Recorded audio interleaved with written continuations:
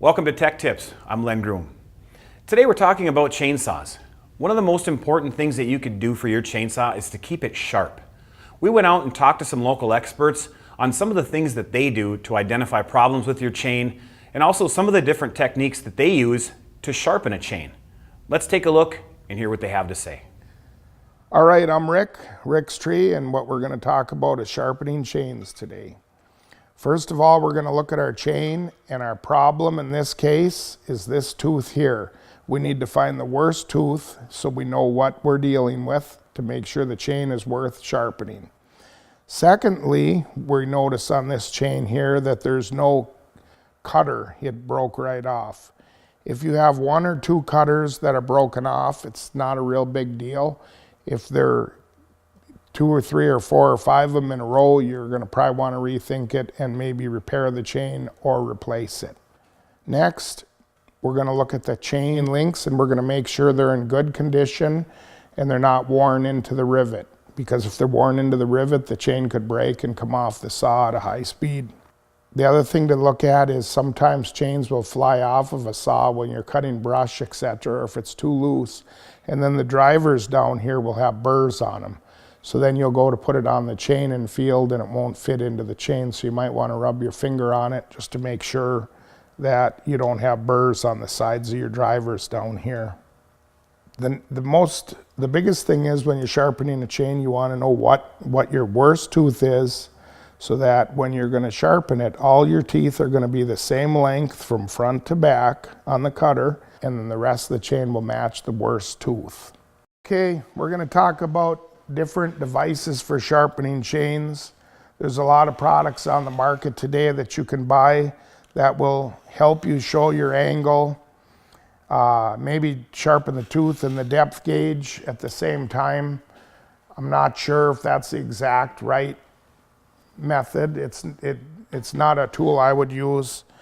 There are other simpler ones that just show you the angle and to file with, but there again, it's hard for me to see what I'm doing when I have a tool like that. There's also products that have a stone. So if you saw the earlier point where I showed you the tooth was very worn, this might be something to help you wear that tooth down and grind it down and continue on. The problem with these are the stones will decrease in size rapidly. A small stone like this will wear fast. I prefer just the simple method, just a file for sharpening a chain.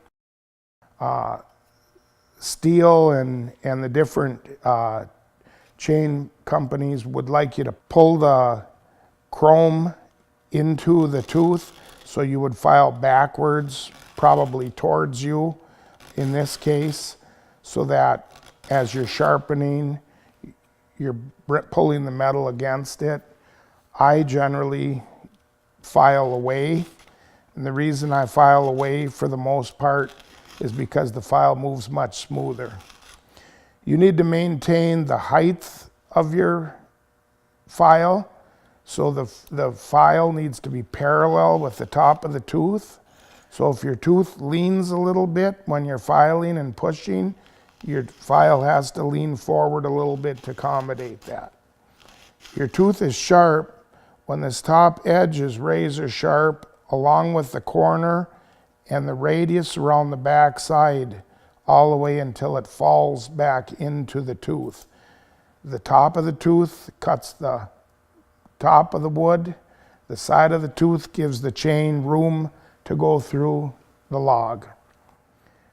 When a chain is running on a bar, the chain actually lifts out of the bar up into the wood. The tooth loads itself until the depth gauge tells it how much it should cut. And on our saws, it's around 30 thousandths, 25, 30 thousandths. And then the next tooth does its job until it gets through the log. These depth gauges are important to be at the right height.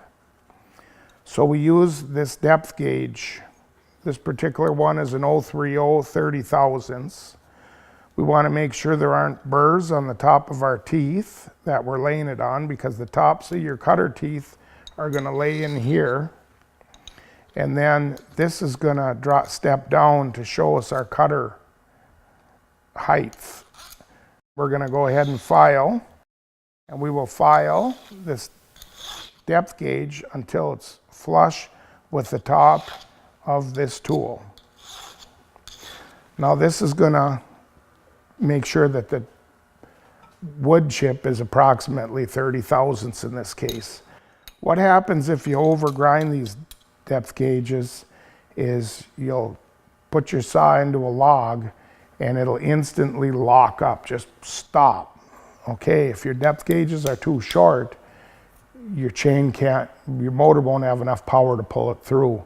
So it'll just get stuck. Then you'll have to free the chain, and then you'll rev it up and you'll set it into your cut again, and it'll instantly stop. You'll always know when your depth gauges are right, because you'll have a nice stream of chips of wood, not sawdust. If you're seeing sawdust, your depth gauges need more grinding. If you're seeing big chunks, your depth gauges are overground. So I can't stress the right height for your depth gauges enough. Okay, that's how you hand file a chain. Well, there you have it. Some techniques from the experts on how to sharpen your saw chain. While you're at it, don't forget about a good quality bar and chain oil, such as AMSOIL semi-synthetic bar and chain oil. It can help extend the life of your bar and your chain. Thanks for watching. We'll see you next time.